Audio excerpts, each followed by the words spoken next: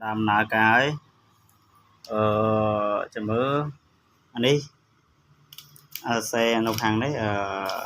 phù trip nó phù là bỏ tờ còn tạ tờ chứ còn phù tờ chứ nếu tổng stop tổng start chấm mơ bây giờ trong tổng start phù lử lử phù lử bây giờ cho bật với đại start lử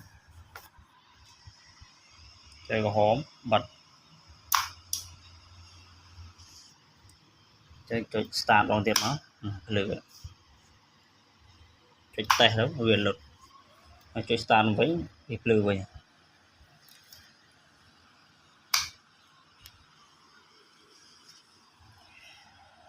start stop stop